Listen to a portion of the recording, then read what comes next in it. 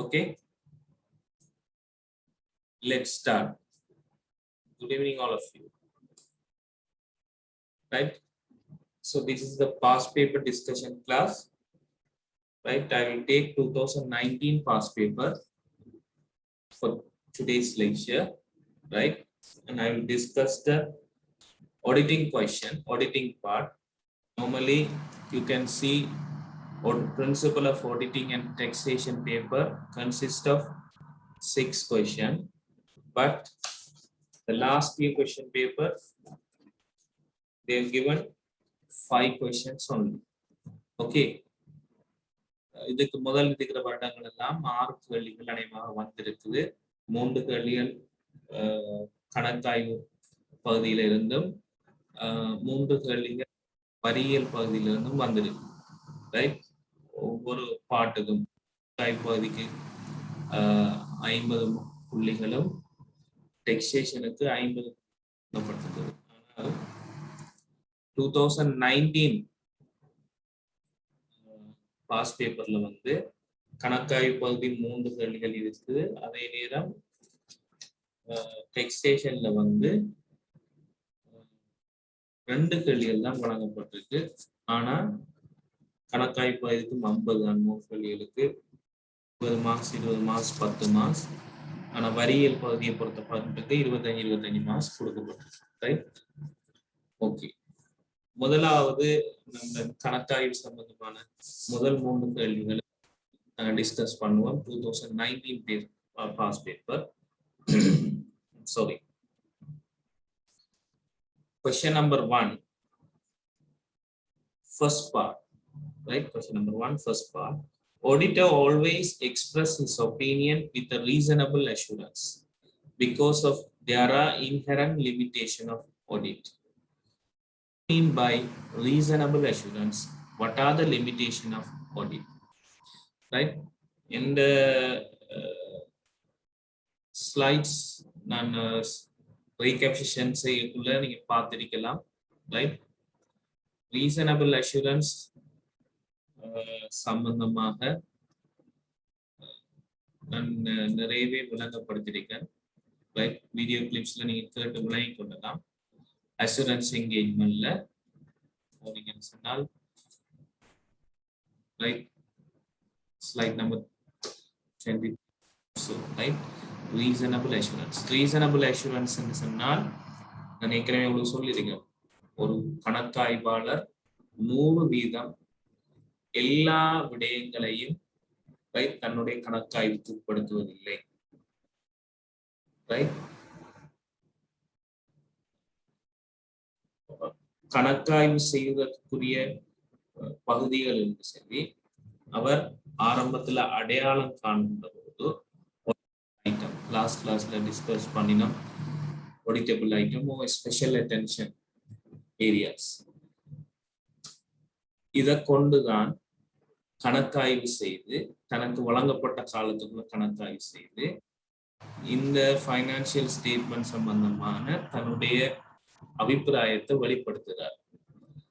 ஆகவே அவரால் வழங்கப்படுகின்ற ஒரு ஒரு உத்தரவாதம், அஷூரன்ஸ் என்பது ரைட்,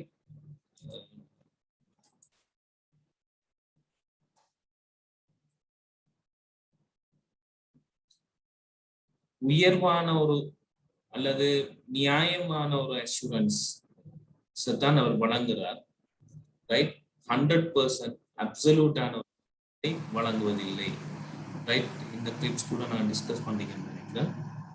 ஸோ அதைத்தான் அந்த முதலாவது கேள்வியில கேட்கப்பட்டிருக்கு. What do you mean by reasonable assurance? Right, so you have the answer in my slide. It is fairly high level of assurance, but it is not 100% assurance.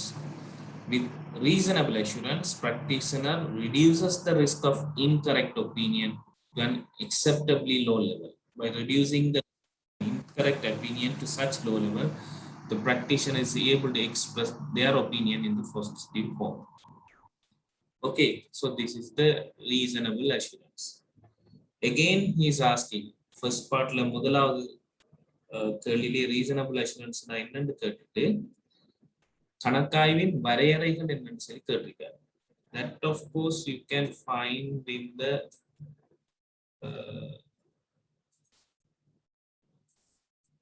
limitation 13, right? What are the limitation? ஒரு sorry, ஒரு கணக்காய்வாளரை பொறுத்த மட்டும் இந்த விடயங்கள் ஒரு வரையறை கணக்காய்வில வரையறையாக காணப்படுது. ஒன்று inherent limitations, right? நான் ஏற்கனவே விளங்கப்படுத்திக்கிறேன், ரைட். 100% எல்லா விடயங்களையும் செய்யாத காரணத்தினால, ரைட், செய்ய முடியாம இருக்கிற காரணத்தினால, அதே நேரம்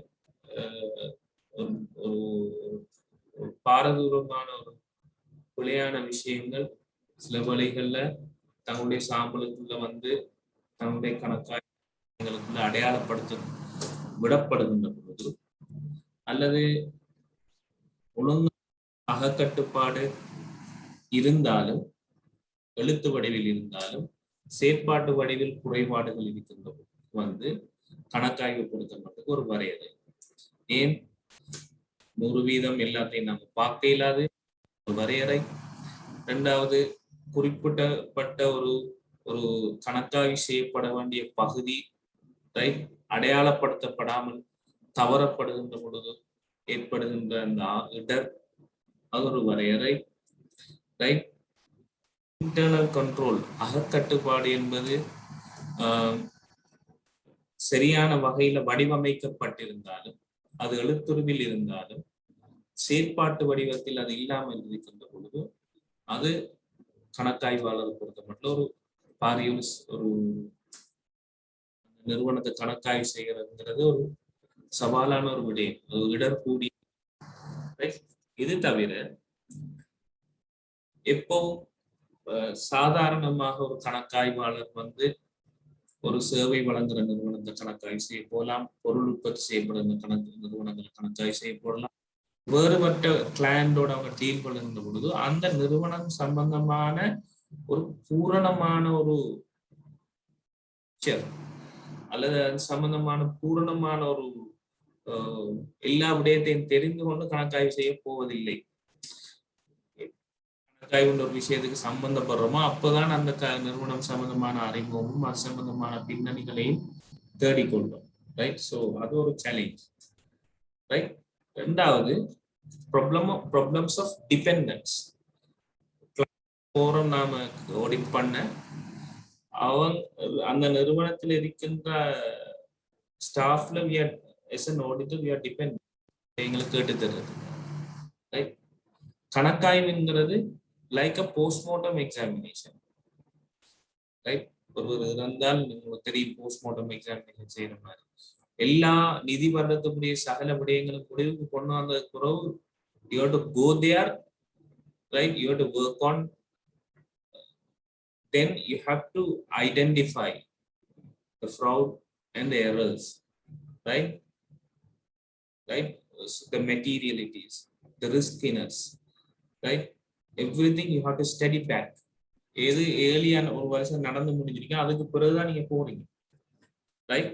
ஸோ நடக்கக்குள்ளேயே நாம இருக்கிற விடயங்களை ஹேண்டில் பண்றது கஷ்டமாக இருக்கிற காலகட்டத்துல எல்லா விடயங்களும் நடந்து முடிஞ்சதுக்கு பிறகு இன்னொரு நபரால் செய்யப்பட்ட ஒரு விடயத்தை நாம ஒரு கணக்காய்வு செய்கின்றது, அது ஒரு தேவையான விடயம். அந்த postmortem exam, existence of errors in audited documents, இதுவும் சில வேளைகள்ல ஒரு சிக்கலான விடயம். எப்பொழுதும் ஒரு கணக்காய்வாளர் குறித்த நிதியாண்டு கணக்காய்வு செய்ய போகின்ற பொழுது அந்த நிதியாண்டுடைய ஆரம்ப நீதிகளை நிச்சயித்துக் கொள்வதற்காக, வேறு சில தேவைகளுக்காகவும், அதற்கு நிதியாண்டில் கணக்காய்வு செய்யப்பட்ட ஃபைனான்சியல் ஸ்டேட்மெண்ட்ஸை வந்து பெறுறது வழக்கம். முதல் நிதியாண்டுல செய்யப்பட்ட கணக்காய்வு செய்யப்பட்ட ஆவணங்களில், ரைட், நிதி கூட்டுகளில் வழுக்கலும் தவறுகளும் இருக்குமாக இருந்தால், அல்லது ஏதாவது ஹியூமன் எரர்ஸ் இருக்குமா இருந்தால் அல்லது ஒரு பிரச்சனையான ஒரு விடயமாக இருக்குமா இருந்தால் அது குறித்த நிதியாண்டுடைய கணக்கும் ஒரு வரையறையாக இருக்கும். ஏன்னு சொன்னால் ஆரம்ப மீதிகளையோ எந்த ஒரு தகவல்களையும் இப்ப ஆடிட் பண்ண போறவரால நிச்சயித்து கொள்ள முடியாமல் இருக்கும்.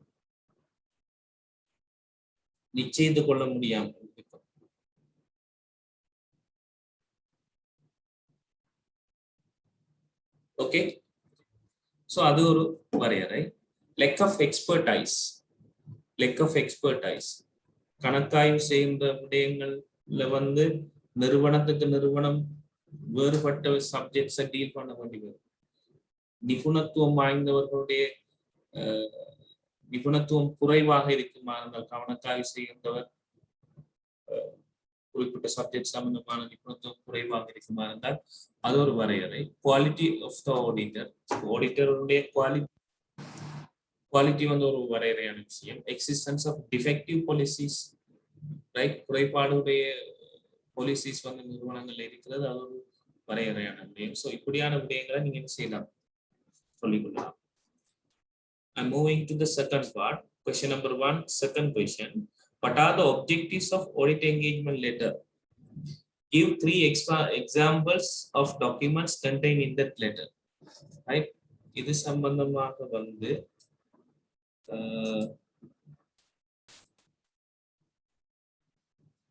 audit engagement சம்பந்தமாக நாங்க டிஸ்கஸ் பண்ணிருக்கோம்.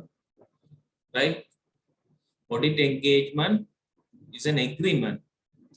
It's an agreement entered into between two parties. Okay, preferably before the commencement of engagement. In order to avoid misunderstanding with regard to the engagement, right, you are preparing engagement letter. Audit engagement letter is signed, right? Maybe on the audit engagement letter la irukindra vidayangal client right வித்தியாசப்படலாம். Okay, audit engagement லெட்டர்ங்கிறது கிளையண்ட்டுக்கும் ஆடிட்டருக்கும் இடையில கைச்சாத்திரப்படுகின்ற ஒரு ஆவணம். எவ்வாறு கணக்காய்வு செய்து கொள்வது சம்பந்தமாகவும், ரைட், அதனுடைய ஆடிட்டருடைய ரோல் என்ன, மேனேஜ்மெண்டுடைய ரெஸ்பான்சிபிலிட்டி என்ன, ரைட், கணக்காய்வுடைய விசாலம் சம்பந்தமானது, ரைட், ரிப்போர்ட்டிங் சம்பந்தமான விடயங்கள், சகல விடயங்களும் அதுல குறிப்பிடப்பட்டது. அந்த இரண்டாவது கேள்வி ஆடிட் என்கேஜ்மெண்ட் லெட்டர்ல திரும்ப கேட்கிறார், give 3 examples of documents contained in that letter. 3 examples. Okay, right. One is the objective of the financial statement, express an opinion. So auditor's responsibility, management responsibility, முகாமையுடைய கடப்பாடுகள் என்ன, ரைட். முதலாவது auditors the objective of the audit, right, of the financial statement, கணக்காய்வுடைய நோக்கம் சம்பந்தமாக, கணக்காய்வாளருடைய வகிபாவம் சம்பந்தமாக, அவருடைய பொறுப்புகள் சம்பந்தமாக சொல்லப்பட்டது. இரண்டாவது முகாமையுடைய பொறுப்புகள் என்ன, management responsibility. Third one, scope of an audit, கணக்காய்வின் விசாலம் சம்பந்தமாக சொல்லப்பட்டது. The form of any report or other communication of results of engagement, in the வடிவ, right, தொடர்பாடல்களும் அறிக்கைகளும் அது சம்பந்தமான விடயங்களும் இருக்க வேண்டும் என்ற விடயங்கள் சுட்டிக்காட்டப்பட்டது. The fact that due to the nature of inherent limitation of audit together with an inherent limitation of accounting and internal control system, there is an avoidable risk that even some material measurements may remain undiscovered. Right? சம்பந்தமா நான் உங்களுக்கு சொல்லி இருக்கிறேன். Arrangement regarding the planning of audit, கணக்காய்வு திட்டமிடல் சம்பந்தமாக சொல்லப்பட்டிருக்கும். Arrangement concerning involvement of auditors, internal audit and staff and the preceding audits, right. கணக்காய்வாளர், உலக கணக்காய்வாளர் இருப்பார்கள் அவர்கள், ரைட், குறித்த நிறுவனத்தினுடைய ஊழியர்கள் இவர்கள் எந்த மாதிரி இந்த கணக்காய்வுல ஈடுபடுறது சம்பந்தமான விடயங்கள் சொல்லப்பட்டிருக்கும். Any restriction over the auditor's liability. So இந்த விடயங்களை நீங்க ஷேர் பண்ணி கொள்ளலாம். Form of the audit report, right, இவையெல்லாம் குறிப்பிடப்பட்டிருக்கு. முதலாவது கேள்வியில மூணாவது பகுதி, auditor is the person who should protect ethical principle in his profession. What are the ethical principle of an audit? Right? What are the ethical principle of an audit?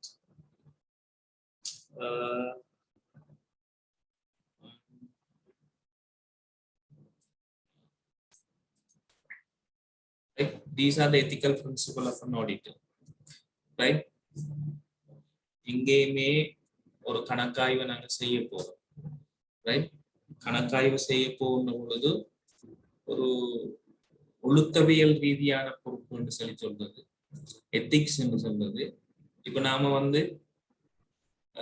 ஒரு இடத்த audit பண்ண போறோம். ஆடிட் பண்ற காரணத்தால சில தகவல்கள் எங்களுக்கு தெரியும். ரைட்? அந்த தகவல்களுடைய ரகசியம் போடுது. அந்த இடத்துல கண்ணியமான ஒரு ப்ரொஃபஷனலாக நடந்து கொள்வது, இதைத்தான் நாங்க சொல்றோம். So right, so ethical principle என்னென்ன விடயங்களை உள்ளடக்கி இருக்கின்றீங்க. ஒன்று இண்டிபெண்டன்ஸ். இண்டிபெண்டன்ஸ் சம்பந்தமா இந்த ஃபர்ஸ்ட் லெக்சர்ஸ்லயே தெளிவான விளக்கம். Right, you should be physically and mentally independent. Integrity, being straightforward, honest and truthful in all professional and business relations.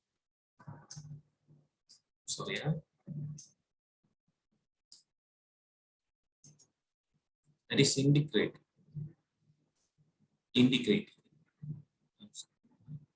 Okay, integrity mean being straightforward, நேராக, right? Don't have any unauthorized type of dealings.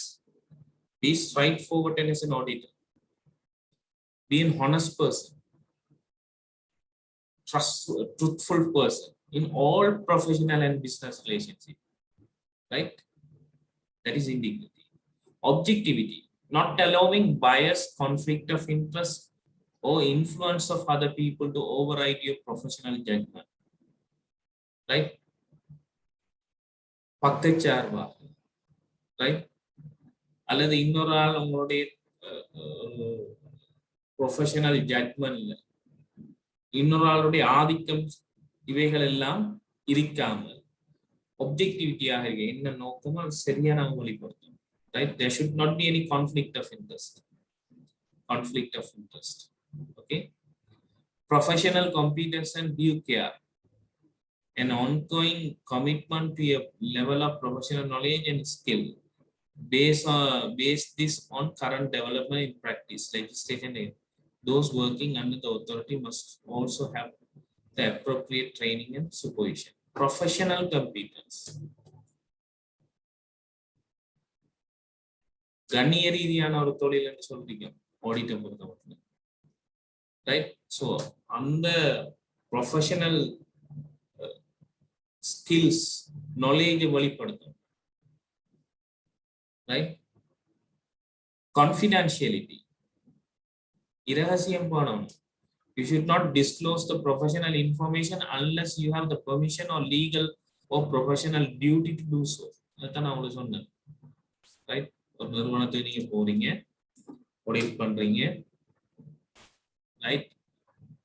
Audit பண்ண உங்களுக்கு அந்த நிறுவனத்தின் சம்பந்தமான தகவல்கள் தெரியும். Right? Then should maintain the confidentiality.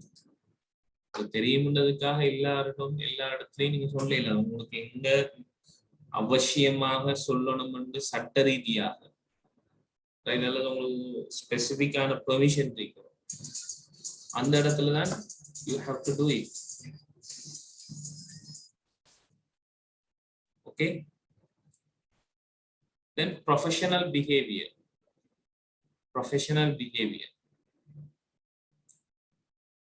Right? These are the ethical principles of an auditor. இந்த கேள்வி நான் நினைக்கிறேன் 2018 பேப்பர்லயும் இருக்கும். right? முதலாவது கேள்வியினுடைய இறுதியானது நாலாவது பகுதி. Audit planning is the preliminary activity of an audit. Benefits of audit planning the audit. Write 3 benefits of planning the audit. What are the matters to be considered in developing audit plan? Right? Audit plan சம்பந்தமா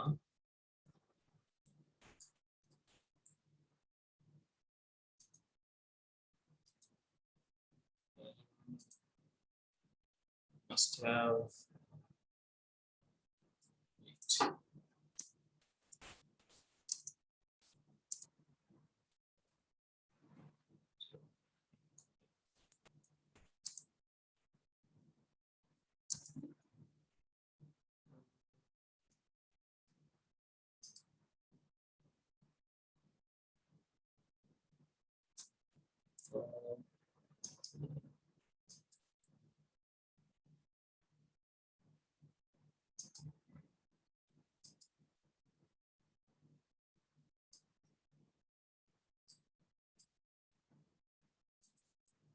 yes. Okay.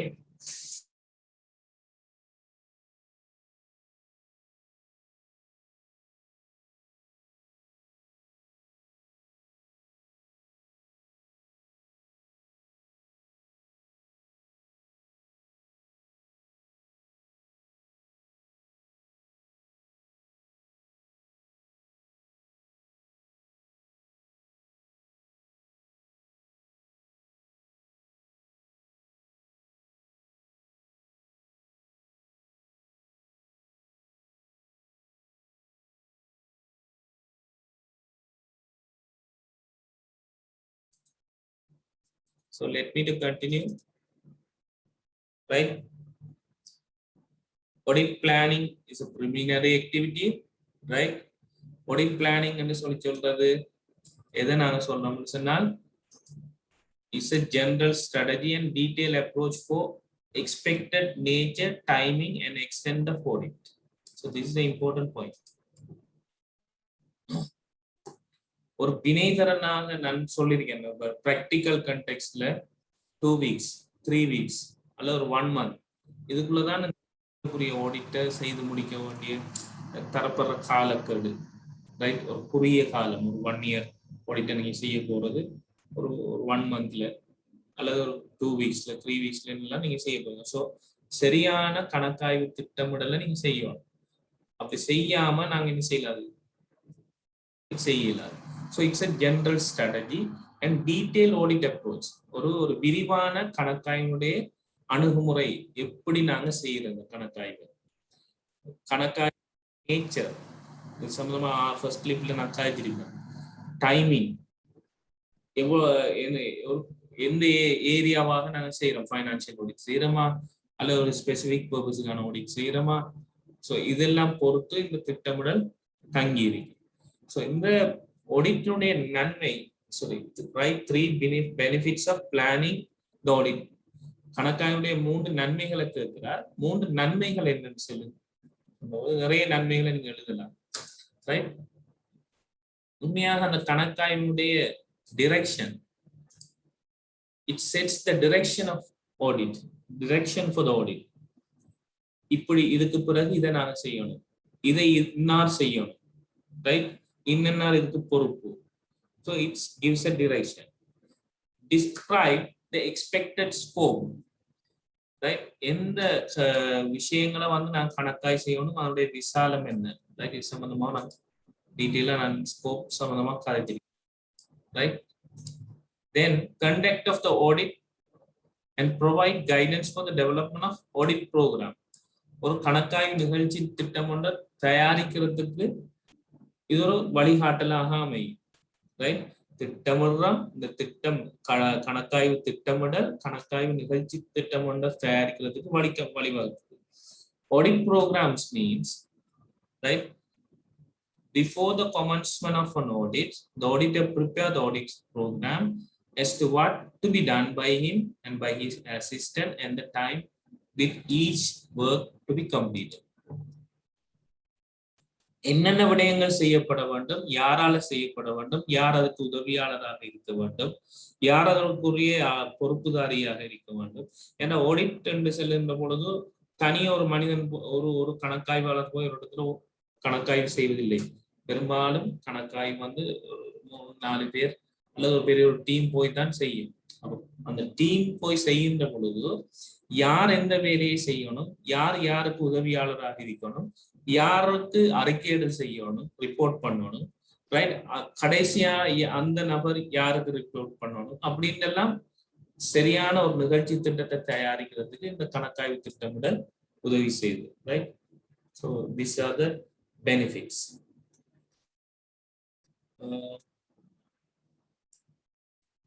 Okay. What else he has asked?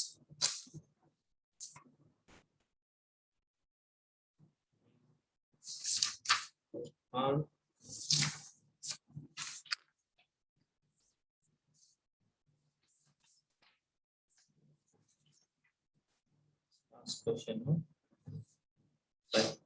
அதுல இன்னொரு விஷயம் இருக்கு. What are the matters to be considered in developing audit plan? Audit plan அந்த கணக்காய்வு திட்டமிடல் செய்கின்ற பொழுது அந்த பிசினஸ் சம்பந்தமான ஒரு பேக்ரவுண்ட் ஸ்டடி வந்து செய்யணும். You have, as an auditor, you have to have a knowledge of a business, right? அங்க இருக்கக்கூடிய ரிஸ்க் மெட்டீரியலிட்டி சம்பந்தமாக, right, you have to consider it. Materiality level எவ்வளவு, கடைசி கிளாஸ்ல வந்து நான் அந்த ஒப்பீனியன்ஸ் சொல்லக்குள்ள அந்த மெட்டீரியலிட்டி இந்த பொருண்மை சம்பந்தமா சொன்னேன், ரைட். அதனுடைய ரிஸ்க் எவ்வளவு இதெல்லாம் பார்க்கணும். கோஆர்டினேஷன், டிரெக்ஷன், சூப்பர்விஷன் சம்பந்தமாக யாரோட கோஆர்டினேட் பண்ற, யார் வழி நடத்துன்ற இந்த விடயங்கள் சம்பந்தமாக, ரைட், பார்க்கணும். தென் நான் ஏற்கனவே சொன்னது போல the nature, timing and extent of audit. என்ன வகையான ஆடிட் செய்ய போறோம், எவ்வளவு காலத்துக்கு செய்ய போறோம், ரைட், அந்த ஆடிட்டுடைய தன்மை என்ன சம்பந்தமான விளக்கங்களும் ஒரு கணக்காய்வு திட்டமிடலை செய்கின்ற பொழுது இன்றியமையாத தகவல்களாக இருக்கு. Moving to the question number 2. First part. In planning and performing audit, auditors should consider the risk of material misstatement in the financial statement resulting from fraud.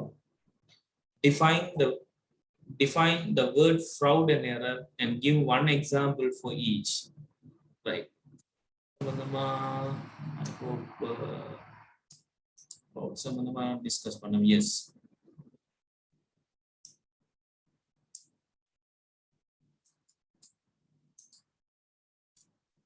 Yeah. Fraud என்று சொன்னால் என்னன்னு நான் சொன்னேன். Fraud, error.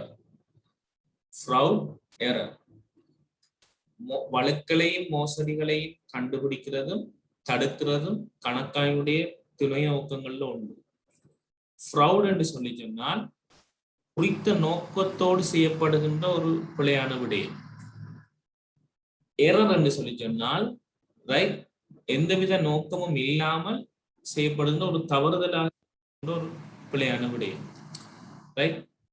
ஒரு மோசடியை செய்யணும்ன்றதுக்காக ஒரு பிழையான விஷயத்தை செய்து வைக்கணும். That is fraud. Fraud is an error committed intentionally. That is the main word. This is the main word. A fraud is an error committed intentionally. குறிப்பிட்ட நோக்கத்தோடு, to deceive, ஒரு ஏமாற்றுவதற்காக அல்லது to mislead, பிழையாக வழி நடத்துவதற்காக, ரைட், ஒரு உண்மையை மறைக்கிறதுக்காக, right, நாம் செய்ய விடயங்களை தான் நாம் ஃப்ரௌட்னு சொல்றோம், ரைட். உதாரணம் கேட்க, misappropriation of cash. This is one of the major fraud in any organization. It normally occurs in the finance department. This kind of fraud is either by showing more payment or less receipt. பிழையாக காசை வந்து கையாளுது, கூடுதலாக receive பண்றது அல்லது குறைவாக receive பண்றது report பண்றது, right. Goods, misappropriation of goods. Here the records for the goods not purchased, not issued to the production department. Goods may be used for personal purpose. Yes, this is happening mostly, right? Organizational purpose-க்காக ஒரு goods மெட்டீரியலை நான் வாங்கி வச்சிருந்தால், right, அதை கையாளுகின்ற ஒரு பொறுப்பு வாய்ந்த ஒரு ஊழியர் சில வேளைகள்ல மோசடி செய்கின்ற ஒரு குறிப்பிட்ட நோக்கத்தோட அதெல்லாம் பத்தி உண்மையாக நாம் என்ன செய்யணும்? பர்சனல் ஒஃபிஷியலுக்காக வாங்கப்பட்டதை நான் பர்சனலுக்காக யூஸ் பண்ணல. ஆனா யாருதான் பார்த்திருக்கான்னு சொல்லி ஒரு பொறுப்பு இல்லாம என்ன செய்யுது நடக்கிறது. It's a kind of fraud. சொந்த தேவைக்காக பாவிக்கிறது, right? So these are the examples, I think, right? கீழே சில எக்ஸாம்பிள் கொடுக்கப்பட்டிருக்குது. misappropriation of assets is mostly happens. Official visitsக்காக official purposeக்காக vehicles ஏதாவது assets இருந்தால், நான் உங்களுக்கு சொன்ன மாதிரி goods ன்னு சொல்லிட்டேன்னா assets, அதை வந்து பர்சனல் யூஸுக்கு பாவிக்கிறது பிள்ளையாக. So that is purposely done. If it's purposely done, it's fraud. Omission of the effect of transaction from the documents or records. இது ஒரு சிக்கலான விஷயம். உங்களுக்கு தெரியும், பரீட்சை மீதி வழிகாட்டும் படு வெளிக்காட்டாத படு சாரி வெளிக்காட்டாத படு என்று சொல்ற போது கடும் ரிஸ்கான விஷயம். பர்பஸ்லி என்ன செய்யறா, ரெக்கார்டிங்கே எவிடன்ஸே இல்லாம ஆக்கி வைக்கிறது. வாங்கினையா அல்லது வித்தியா எந்த ரெக்கார்டிங்குமே இல்லாம ஆக்கி வைக்கிறது. ஒரு வருஷத்துக்கு பிறகு போற கணக்காய்வாடு கண்டு குடிக்கிறது கடும் சிக்கலான விஷயம் மாதிரி. But it's purposely done. omission இல்லாமக்கிறது. Recording of transaction without substance, right? Without substance.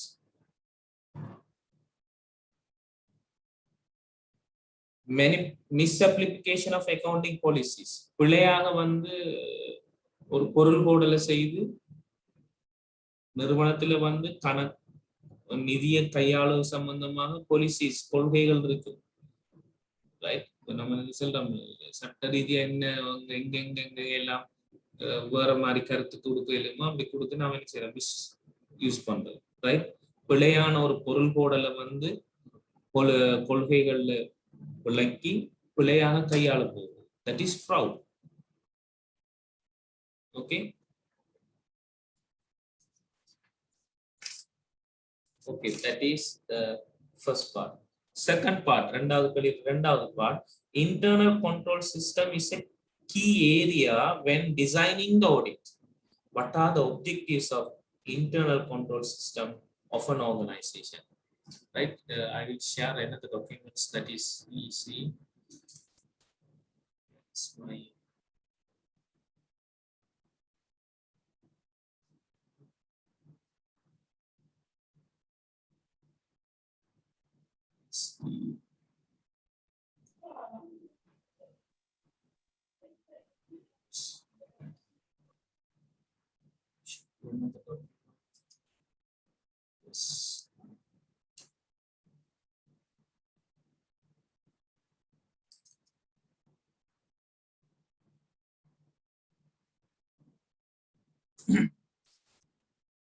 it's loading, right? அகக்கட்டுப்பாடுன்னு சொல்லி சொன்னால் என்ன?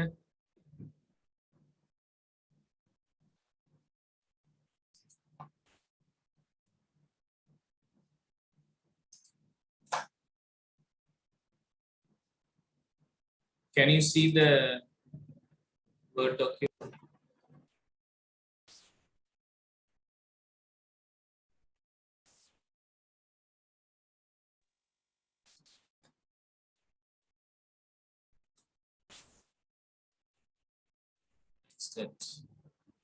Can you see the document? Yes, sir. Response me quickly. Okay. Yes.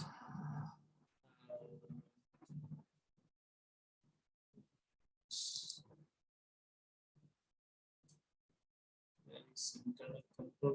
Let's see. Internal control.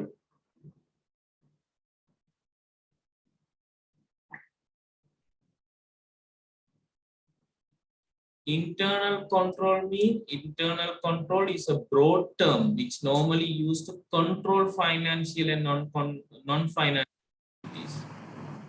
சம்பந்தமா விளங்கப்படுத்தும் போது சொன்னீங்க நிதி ரீதியானதும் நிர்வாக ரீதியானதும் அல்லது நிதி ரீதியானதும் நிதியற்ற ரீதியானதுமான நடவடிக்கைகளை கட்டுப்படுத்துவதற்காக இருக்கின்ற ஒரு system internal control. It involves number of checks and control exercise in the business to ensure the efficient and economic working. Right? நான் ஏற்கனவே உங்களுக்கு சொல்றேன், ஒரு பொருளை வாங்குறேன்னு சொன்னால் அதுக்கு கொட்டேஷன் கோல் பண்றோம், அப்புறம் பிட் கமிட்டி கூடுறோம், செலக்ட் பண்றோம், அதுக்கு ஒரு பர்ச்சேஸ் ஆர்டர் போடுறோம், அதுக்கு ஒரு சப்ளையர் குட்ஸ் அனுப்புறார், அதுக்கு ஒரு ஸ்டோர்ல ரிசீவ் பண்றோம், ஜிஆர்என் ப்ரிப்பேர் பண்றோம், ரைட்? அதுக்கு ஒரு பேமெண்ட்ஸுக்கு நான் ப்ரிப்பேர் பண்ணி அக்கௌண்ட்ஸ் பிரான்ச்ல பே பண்றோம், அதுக்கப்புறம் ஊழியர் வந்து கலெக்ட் பண்ணி போறாங்க. ஒவ்வொரு விரால நடக்குது, பல ஒரு நடவடிக்கைக்குரிய கட்டுப்பாடுகள் இருக்கு, ரைட்? கேள்வி என்னன்னு சொன்னால், internal control system is a key area when designing the audit. What are the objectives of setting internal control for an organization? Objectives இரண்டு வகையில் நாங்கள் சொல்லலாம். ஒன்று கிளையண்ட் பக்கம் இருந்து யோசிக்கின்ற பொழுது என்ன objectives, auditor point of view என்ன objectives, ரைட்? கிளையண்ட பொறுத்த மட்டுக்கு, குறித்த நிறுவனத்தை பொறுத்த மட்டுக்கு பண்ணலாம் நினைக்கிறேன், ரைட்? கிளையண்ட பொறுத்த மட்டுக்கு internal control provides authentic and reliable data for useful to take business decision. ஒரே நபர் தான் எல்லாத்தையும் செய்வாருன்னு சொன்னால் அங்க வலுவும் மோசடியும் ஏற்படும். ஆனால் அகக்கட்டுப்பாட்டின் மூலம் பல்வேறு நபர்கள் செக்ரிகேஷன் ஆஃப் டியூட்டிஸ், அதிகாரங்கள் கையளிக்கப்பட்டு ஒரே விடயம் பல நபருக்குள்ளால செய்யப்படுறதால, ரைட், ஒரு அதிகாரபூர்வமான நம்பகரமான தகவல்கள் கிடைக்குது. அது டிசிஷன் மேக்கிங் ஹெல்ப் பண்ணுது. இட் சேஃப்கார்ட் பிசிக்கல் நான் physical assets from in the form of records, documentations, right?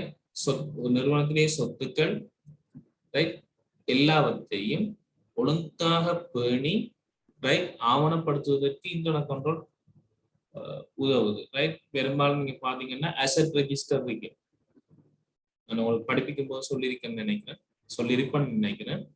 Asset register, ஒரு சொத்து வாங்கப்பட்டால் அது நிறுவனத்துல எப்படி வாங்குற ப்ரொக்யூர்மெண்ட் ப்ரோசஸ் நடந்ததோ அது வந்ததுக்கு பிறகு திரும்ப அதுக்கண்டு நிலையான சொத்துக்கு ஒரு அசெட் ரெஜிஸ்டர் இருக்கு, அதுல பேணப்படும்.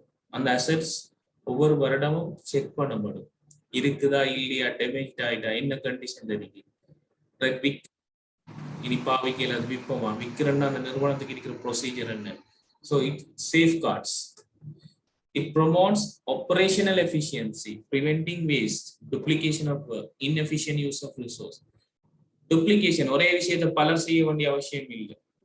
அதிகாரத்தை பிரிச்சு நாங்க யாருக்குள்ளால செய்யணும்னு விளக்கமாக வழங்குகின்ற பொழுது, right? So it promotes operational efficiency. ஒரு நிறுவனத்துடைய செயற்பாட்டு வினைத்திறன் அதிகரிக்கும், right? Good system of internal control provides company to follow the procedures and rules as required by the law, right? ஒரு நல்ல ஒரு இன்டர்னல் கண்ட்ரோல் சிஸ்டம் இருக்கின்ற பொழுது நிறுவனத்துடைய ப்ரொசீஜர்ஸ் பாலிசிஸ் எல்லாம் சரியாக பேணுவதற்கு இந்த அகக்கட்டுப்பாடு உதவும். இதெல்லாம் வந்து client point of view. Auditor point of வியூல என்ன முக்கியமான விஷயம் என்றால், இன்டர்னல் கண்ட்ரோல் எல்லா இடங்கள்லையும் இப்படி இருக்கணும்னா டாக்குமெண்ட் பண்ணப்படுறீங்க, ஆவணப்படுத்தப்படுறீங்க. ஆனால் நடைமுறையில் அதை செயற்படுத்தப்படுறதுல வினைத்திறன் அற்ற தன்மை காணப்படும்.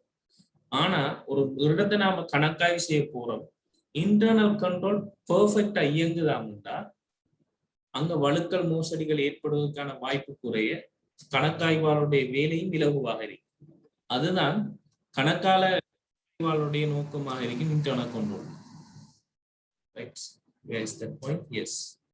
An auditor evaluates a system of control before commencing the audit work, and it becomes easier if internal control is efficient. He can also decide whether detailed verification is necessary or not. Right? Auditor start பண்றதுக்கு முதல் internal control எப்படி இருக்கின்ற ஒரு verification, சரி பார்த்தல் அல்லது ஒரு testing ஒன்று பெர்ஃபெக்டா இருக்காமன்னு சொன்னா டீப்பான அனலைசிஸ் வெரிஃபிகேஷன் தேவைப்படாது. ரைட்? ஆடிட் டிசிஷன்ஸை வந்து குயிக்கா செய்யக்கூடியதா இருக்கும். ஆனா அகக்கட்டுப்பாடு நடைமுறையில அல்லது அது வடிவமைக்கப்பட்டதுல வந்து குறைபாடுகள் இருக்குமா இருந்தால் ஆடிட் கணக்காய்வு செய்வதும் கஷ்டமா இருக்கும். தன்னுடைய அபிப்பிராயத்தை சொல்லுவதிலேயும் கடினத்தன்மை இருக்கு. Okay, right. Third questions, sorry, ரெண்டாவது கொஸ்டின்ல தேர்ட் பாயிண்ட்ல இருந்து 9:06 ஆயிடுது.